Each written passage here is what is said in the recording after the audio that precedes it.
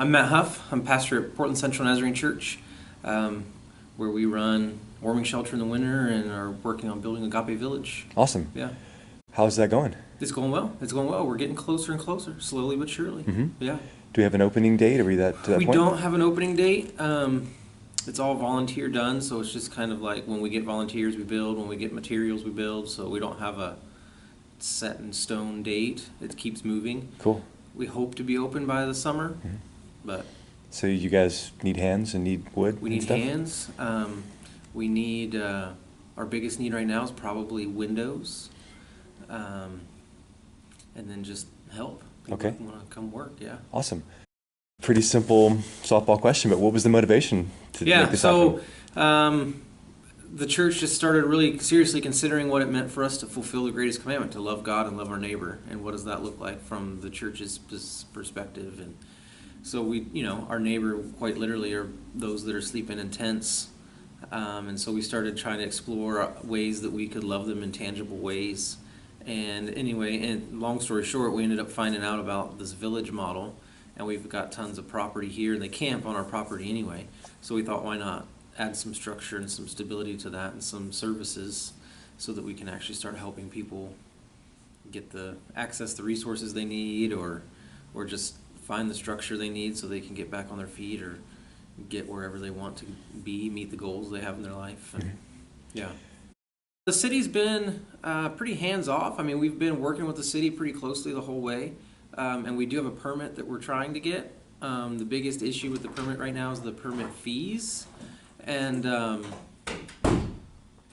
we're trying to get the fees waived. It's about $10,000 in fees. Wow. And so we're working on getting those waived. If we don't, we're just going to have to raise the funds. That's the biggest hurdle we've run into. I mean, the city's said, yes, do it. Here's the hoops we want you to jump through to do it.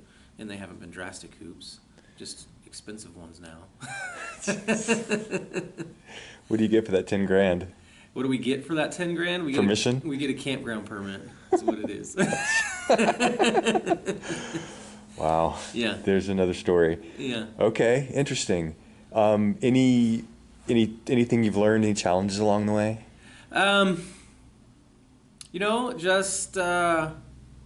Just from me personally, jumping through the permitting process with the city has been a learning experience because they didn't teach me that in seminary. They didn't? So yeah, just going through that's been fun. And then, the biggest challenge has probably just been, I don't know if we've had great challenges. We've had little small things here and there, but my biggest challenge is just how slow it's been because I just wanted to see it get done faster. But, yep. But we've had a great group of volunteers that are showing up when they can, and so it's been good. I feel like this kind of ministry is rarer than it should be. Do you have any insight on the challenges it takes for churches to do this kind of outreach? I think it's a scary outreach because of the unknown, and the demographic that you're reaching into is a pretty, if you don't feel like you have the adequate training or skill set to be able to meet the needs of, the severe addict or the mentally ill, it's pretty intimidating. Mm-hmm. As it should be. It can be dangerous, yeah. Yeah, and so I think there's a lot of churches that just don't feel that they have the skill set to be able to do that, at least on their own property or in their own building. So anyway, what I'm hoping we can do here is get 15 churches, one to adopt each of the pods, each of the one person. So if we have 15 people, we have 15 churches that have adopted them.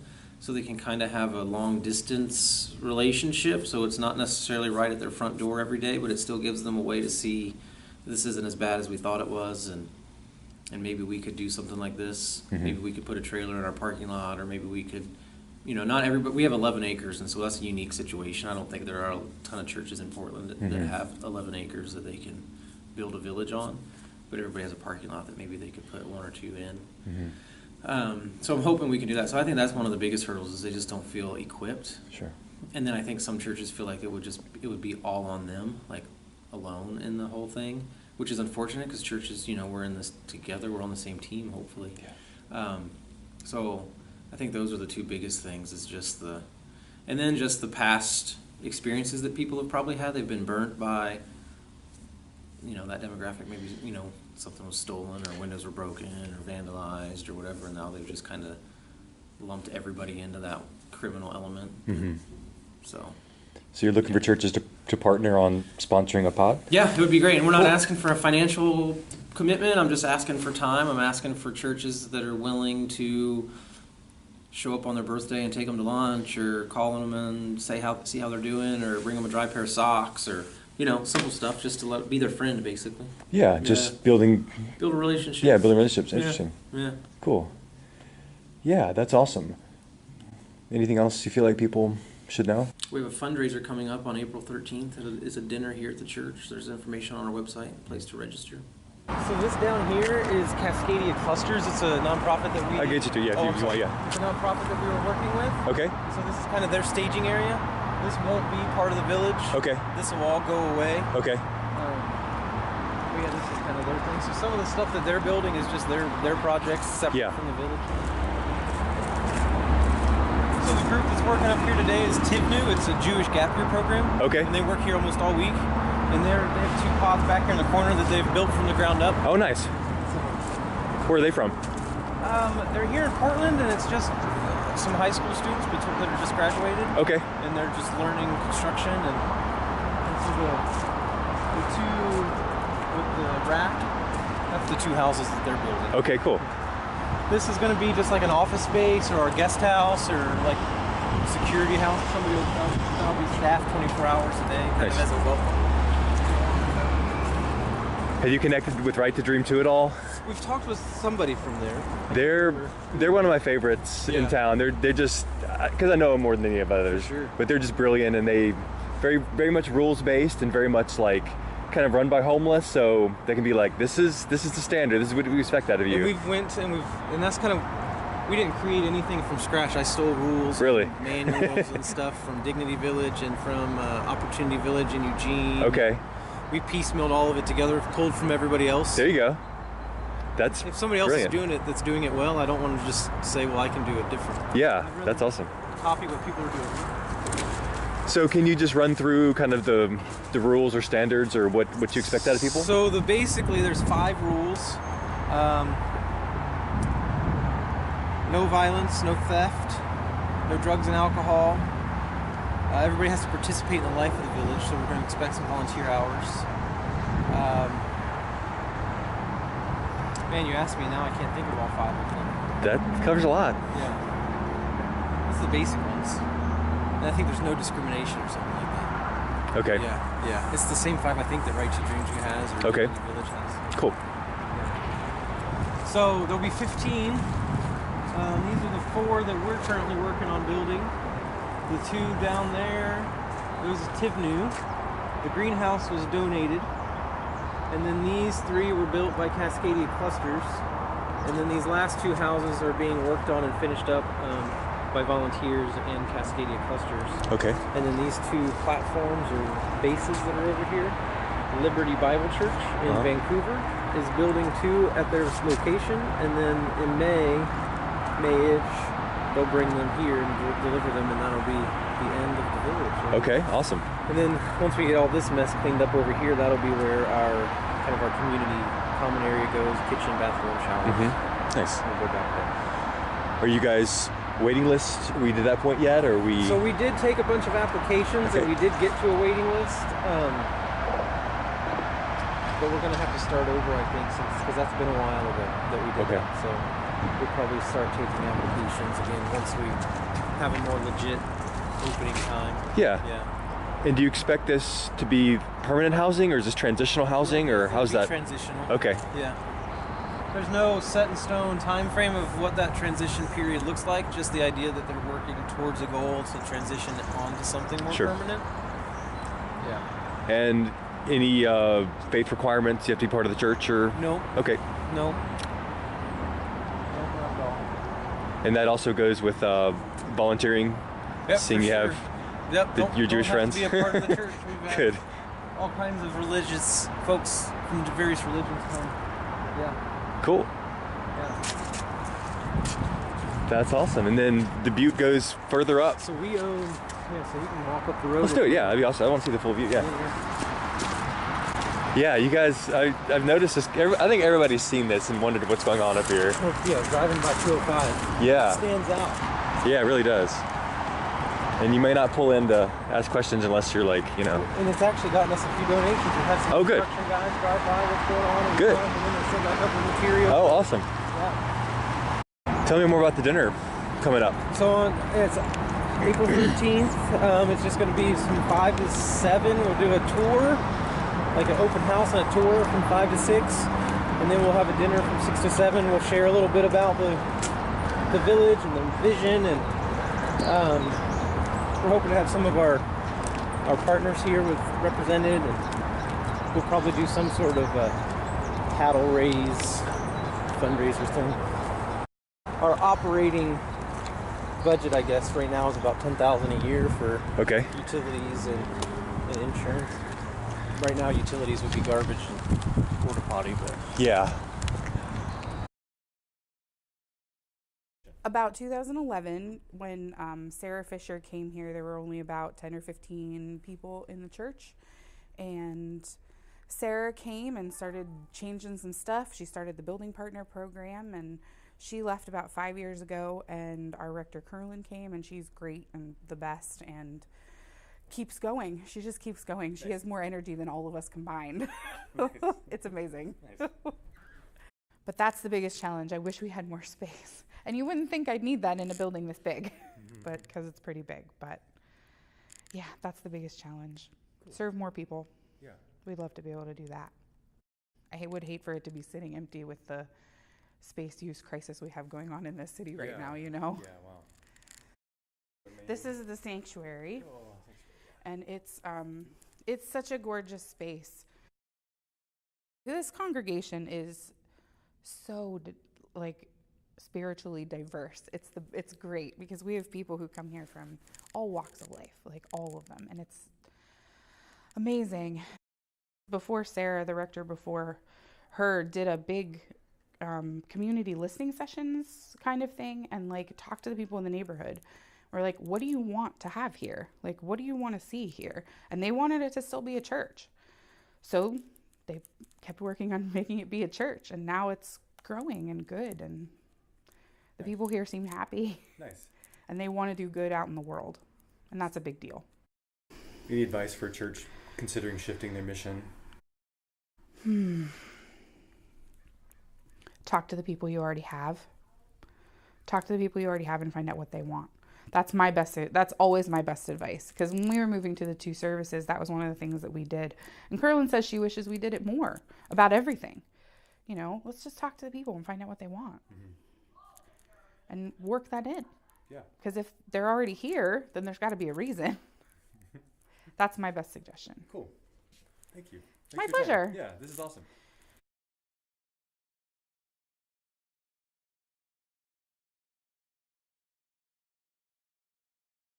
Churches have been opening up their space. Right. And you guys are kind of on the forefront of that. Yeah, we are. We Tabor Space, we opened 10 years ago in June, and we're pretty excited about that. It took us a year to get us there, but 10 years, and we've learned a lot, and it's been a good experiment. Yeah. What have you learned? Well, we've learned a number of things, and we're learning and relearning. But one of the things that I've loved about our ministry here is the way we've worked with partnering with neighbors versus just renting space. There's a difference between the two, and we're learning that over time, what that difference might mean both to our neighbors and to us. So a long time ago, it used to be that churches were built as the community space.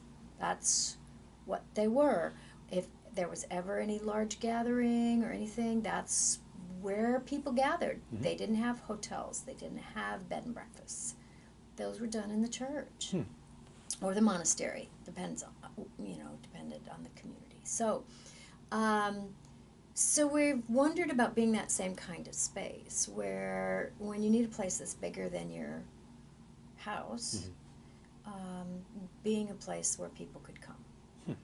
And that's worked really well for us, I think. All kinds of groups here. We did also write a sort of a mission of what kinds of things we wanted to happen here. One of the things we did learn over the first few years is some things don't fit. And I can't even tell you what they are. It's just something, sometimes a group comes and it's just not, it's not peaceful. And so we found that, you know, our work focuses on healing and especially groups that work at healing themselves, self-help groups, works really well here. Music, children's programs, education, environmental work, yeah, those kinds of things tend to, healing. Did I say healing? Yes. Okay, that one's huge. Yeah. So even if I mention it twice, that's okay. Okay. That Totally. these are the kind of things that work really well for us. So they're also the things that are consistent with our message. Yeah, we gathered here because we follow Jesus. All right, and these are the teachings and activities of Jesus as well. And so we feel like we're being faithful as people of faith in encouraging lots of people to do this kind of work in a healthy environment. Awesome. Yeah. Was the transition from just being a church to being kind of welcoming the community, and was that a bit of a challenge? Sure, at times, both for the community and for the church. You know, in fact, we even had a conversation this morning about, well, children are always in this area, and that's not really where we need them to be. So we're trying to figure out now, well, they're going to be in our space, so how can we make it, how can we create boundaries? And so we're learning. It's like, okay, the children can be in the sanctuary, for instance, but we don't want them playing with the organ or the piano. So we'll create boundaries. So it's a learning experience, and I had to, as I sat with people about that, it was, okay, we have to learn as a church to give up some of our expectations, and the community has to learn to accept the boundaries that the congregation needs. So there's this mutual conversation that we enter into instead of, oh, they can't be here anymore. Does that make sense? Totally. It's a different approach, and it took us time to affirm both parts of that, both boundaries and welcome. Great. Yeah. And I'm sure there are other churches in the neighborhood. Some maybe are more open to the community than others. What limits do you see on churches from making their space more of a community space?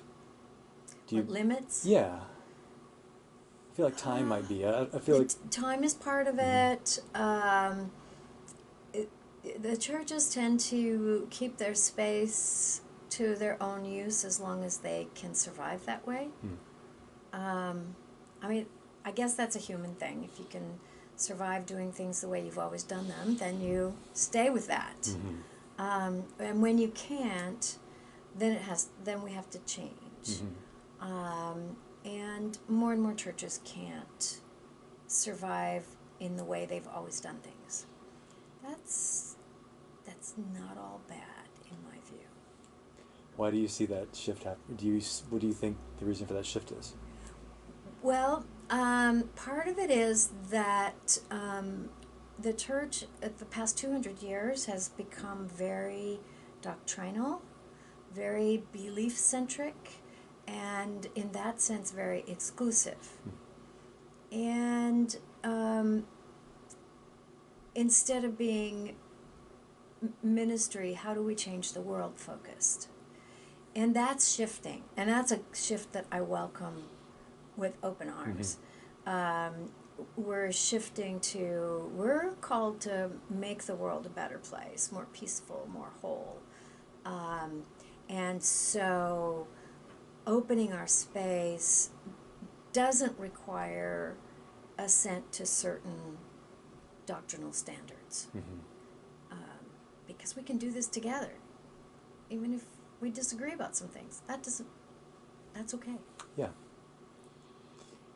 So you think it's almost a philosophical It barrier is. more than It's a anything else? philosophical barrier. And what's happening is that the younger people, the younger generations never were raised in the church, and so they didn't learn church culture. Mm-hmm. So they don't have any urgency to preserve church culture. Yet they want gathering. All of us. It's a human thing. We want gathering.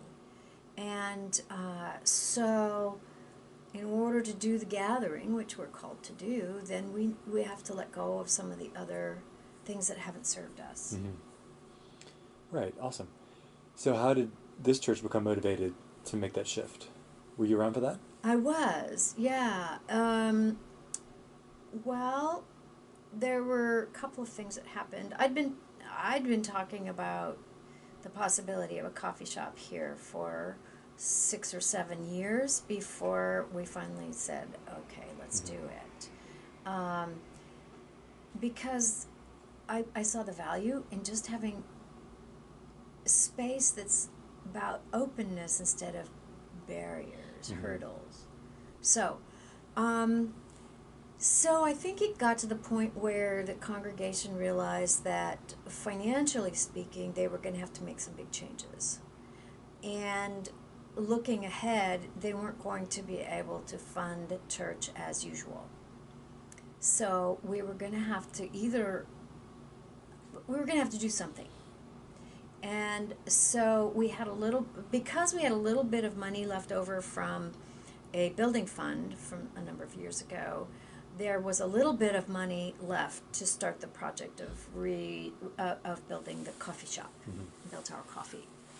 And so you put those two things together at the same time, and the congregation just kind of said, okay, we're going to need to change some things. We have some money that's limited only to development in the building.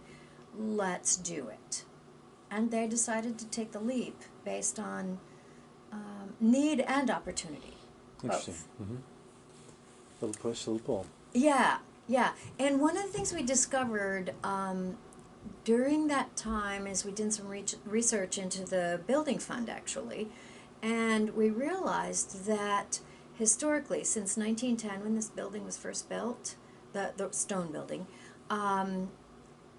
the church had always put in their fundraising materials that they are doing their both community and congregational fundraising in order to build a church and community space.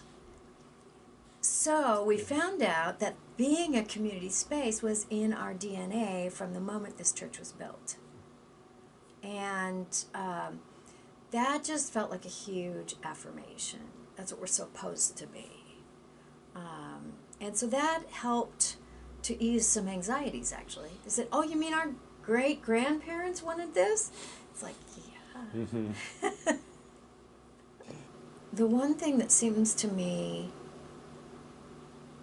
to be a first step that all churches can do is you have to go out and meet your neighbors and find out what they want. Churches historically have said, oh, this is a good idea, we'll do it for people and get people to come. And that's backwards.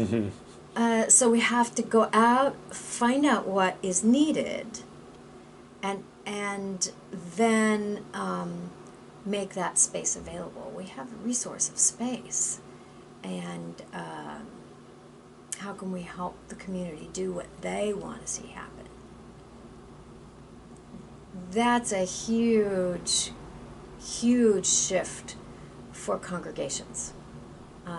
From outside, you might not know that, but it is. It's a huge shift to learn how to go out and find out what people want. Why do you think that is? I think it goes back to our doctrinal era where we believed in churches that we had all the answers. And so we could just however we could package those answers to give them to people, that was what we needed to do. And that is no longer true. I mean, we don't have the answers. I mean, if the news of this last week hasn't told us that we don't have the answers, what else is going to bring us to our knees? We don't have the answers to solve violence and illegal activities and, all that. We don't. But when people get together, they can make a difference. It starts small, but when people get together, they can begin to heal the pain of our world sort of trauma. That's a good start. Ask, reach out, welcome in, and reach out, and then find 2 or 3 people, maybe preferably 2 or 3 people from your community who think this is a good idea and would like to sort of help make it happen, so that you're partnering from step 1. Mm-hmm. So you go ask, then you find 2 or 3 people who would want to help, and then you never know what's going to come out. Every situation has a different story. We developed this kind of use with a coffee house and community space partly because Mount Tabor doesn't really have a community center. Mm-hmm.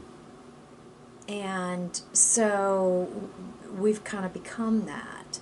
You know, the neighborhood association meets here, the Master Gardeners local chapter meets here. And some of that had started before Tabor Space ever started. So, but that's not going to be true everywhere. Some places they're going to need it for something else. Mm-hmm. And so you have to go in, you have to ask the neighbors, ask the congregation what's important to them, and see where your passions overlap. Yeah, when I was living in Monteville, I was doing this same community reporting work, and I tried to make a list of all the services that were provided by the churches, just to kind of like, if you have a neighbor, let him come here. And I reached out to a lot of churches, basically all the churches, and many of them are just kind of like, we're volunteer run, we're just trying to keep the doors open, we are overwhelmed. Yes. Have you heard that? And oh, yes. How do you respond to that? Well, it's true. We're just trying to keep the doors open. We're overwhelmed. We see the needs, but we haven't learned how to build those bridges to partner with others who can help us. Mm-hmm. And I think there's immense resource in our communities and much goodwill. And we just have to learn to partner with that. We get, what's the word?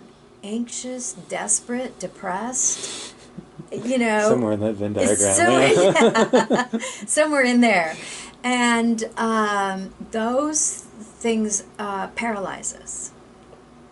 And so, I've even developed little, here's a card, here are 3 questions when you meet somebody on the street, here are 3 questions to ask them, for groups. It's like, it depends on the group, but